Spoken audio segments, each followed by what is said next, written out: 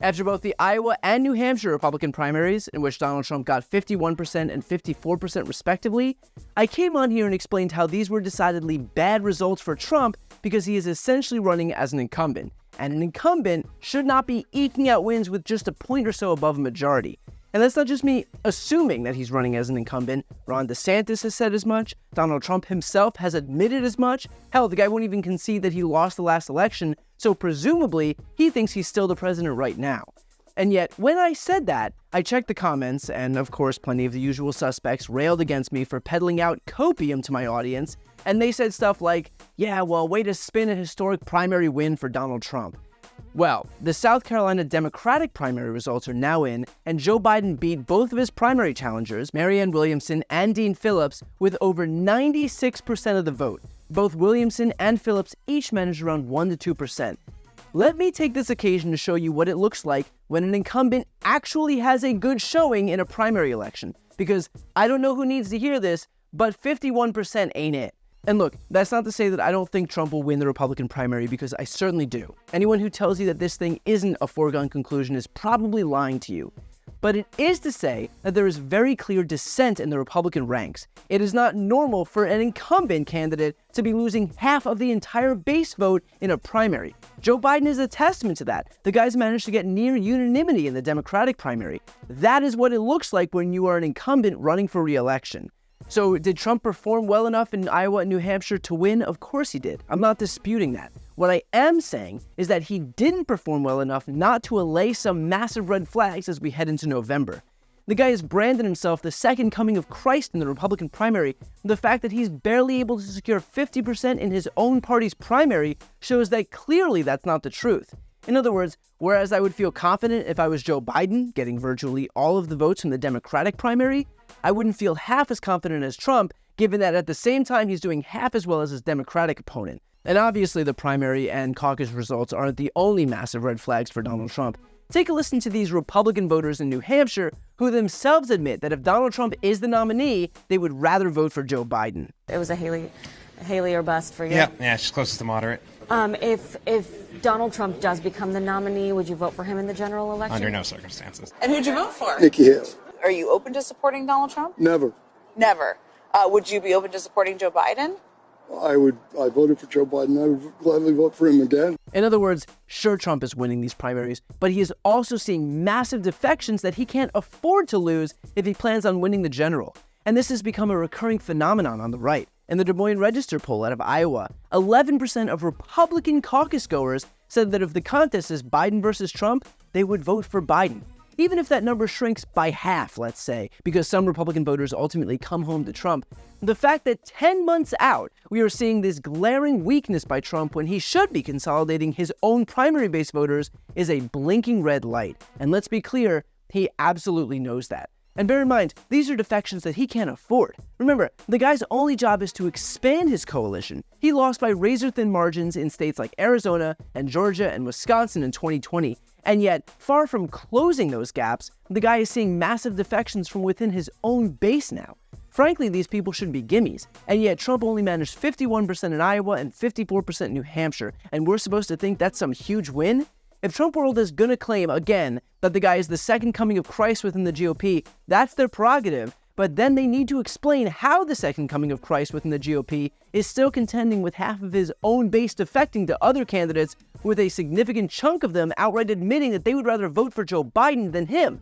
Even if he's winning primaries, those numbers are nothing to celebrate. And if you need another number that should serve as a warning for Trump, consider this. In an NBC News exit poll out of New Hampshire, respondents were asked, is Trump fit to be president if he's convicted? 54% said yes, and 42% said no. And look, is that 54% worrisome? Of course it is. We are talking about half of the Republican primary base vowing to vote for a convicted felon.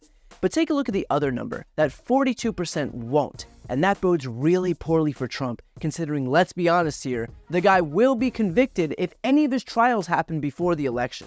And if that does happen, then 42% of Republican primary base voters signaling that that's disqualifying would be an absolute death knell for Trump.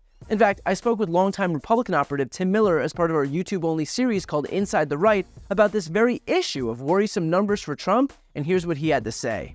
I want to go back to one more set of numbers that I think stuck out at me, and that was the ABC entrance poll showing that 31% of caucus goers think that a conviction would mean that Donald Trump isn't fit to be president.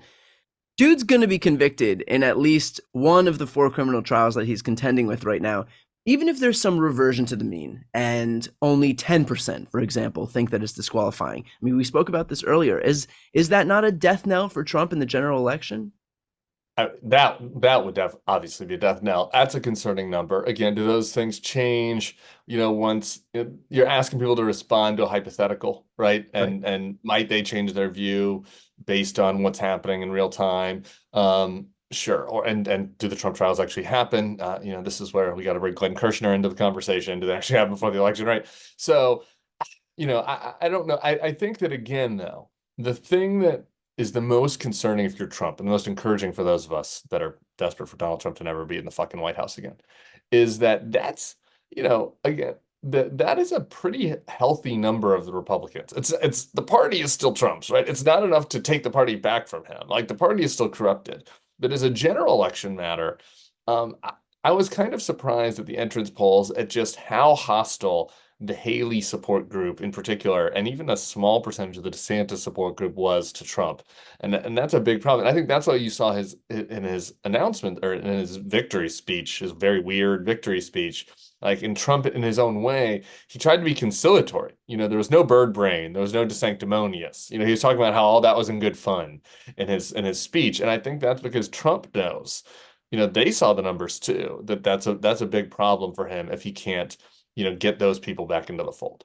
So look, 2 things will continue to happen. The first is that Donald Trump will continue to win these primaries, and of course his mouthpieces will blindly claim that means he is unbeatable, because part of being a Trump supporter is expressing total fealty to the God King. But the other thing that will happen is that Trump will continue to underperform the numbers that he should be meeting as a self-proclaimed incumbent. And let's be clear, there is no equivalency between Biden and Trump, because Biden is actually hitting those numbers. You can't look at one incumbent hitting 96% and the other incumbent hitting 50% and think that the latter is in good shape. This isn't my opinion, it is literally just the math. With that said, here's the most important part of all of this. It doesn't matter if Trump is polling at 10%, we still have to fight as if he's polling at 100. Remember, he will cheat, his sycophants will cheat, his party will suppress the vote, they will abuse the judicial system, they will obfuscate the facts for the express purpose of depressing turnout on the left, and they will be violent. We have seen all of this before. At this point, if we're not expecting it, then we're not doing our jobs. And so the goal on the left has to be that we win by such broad margins that we erase all doubt.